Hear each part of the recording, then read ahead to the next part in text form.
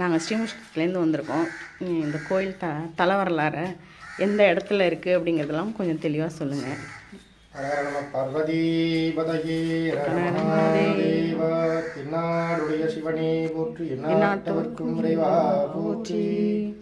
சிவசிதம்பரம் சபேசா. என் பெயர் வந்து சிவசுப்பிரமணிய குருக்கள். சுவாமி இந்த ஊருடைய பேர் என்னன்னு பார்த்தீங்கன்னா திருக்கூடலையாப்பூர் அப்படின்ற பெயர் உண்டு. சுவாமியோட பேர் வந்து ஞானசக்தி பராசக்தி சமேத நர்தன வல்லவேஸ்வரர். சுவாமிக்கு இன்னொரு பெயரும் உண்டு, நெறிகாட்டுநாதர் குறிக்குழல் நாயகி. ரொம்ப விசேஷமான ஸ்தலம் அது. சுந்தரர் வந்துருக்கார். சுந்தரர் வந்துருக்கும்போது சுவாமி அந்தனர் இடத்துல போகிறார். அந்தனரை இவ்வழியாக திருமுதுகுன்றம் செல்லலாமா அப்படின்னு கேட்குறார் சுவாமிகிட்ட. இவ்வழியே செல்லலாம்னு சொல்லிட்டு சுவாமி மறைஞ்சு விடுறார். இறைவா, அந்த முதுகுன்றத்துக்கு வழி கேட்கும்போது என்னை தடுத்தார் உண்டாயிட்டு வந்திருக்கேளே அப்படின்னு சொல்லிட்டு, வடியுடை மழுவேந்தி மதகரி ஒளி போர்த்து பொடியணி நெடுமாட கூடலையாத்தூரில் அடிகளில் வழி போந்த அதிசயம் அறியேனே. சுவாமி வந்து சுந்தரர் அந்தனர் இடத்துல அதிசயமாக தடுத்தார் உண்டாயிட்டு வந்திருக்காராம். ரொம்ப விசேஷமான ஸ்தலம் அது. அம்மா வந்து சிதம்பரத்தில் சுவாமியோட நர்தன தாண்டவ பார்க்க முடியல அப்படின்னு சொல்லிட்டு ஒரு சின்ன விண்ணப்பத்தோட வரும்பொழுது அந்த விண்ணப்பத்தை அங்கே சுவாமிகிட்ட முறையிடும்போது அந்த விண்ணப்பத்தை சுவாமி ஏற்றுண்டு உடனே சுவாமி என்ன பண்ணுறாரு அப்படின்னா, அந்த விண்ணப்பம் ஏற்றுண்டு உடனே நர்தன தாண்டவம் வர்றார். அதனால சுவாமிக்கு வந்து நர்தன வல்லபேஸ்வரர் ஞானசக்தி பராசக்தி.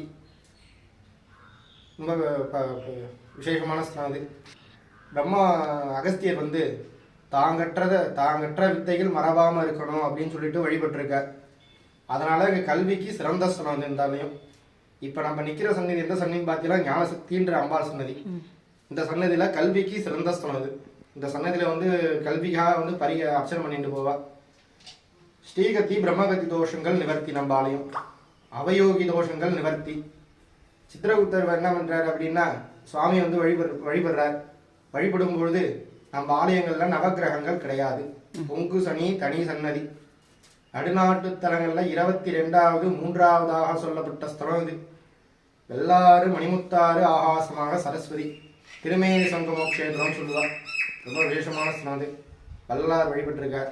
அருணகிரிநாதர் திருப்புகழ் பாடிய ஸ்தலம். ரொம்ப விசேஷமான ஸ்தலம். பரணி மகம் பரிகார ஸ்தலம் அது. ரொம்ப விசேஷமான ஸ்தலம். சித்திரம் 1, 2, 3 பார்த்தீங்கன்னா சூரிய ஒளி வந்து சுவாமி பால் மேலே கூடும். விசேஷமாக இருக்கும்.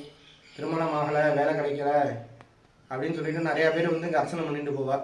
அனைச்ச காரியங்கள் கைகூடி இருக்கு. ரொம்ப விசேஷமான ஸ்தலம். பார்வதி பதையே மகாதேவா. ரொம்ப நன்றி.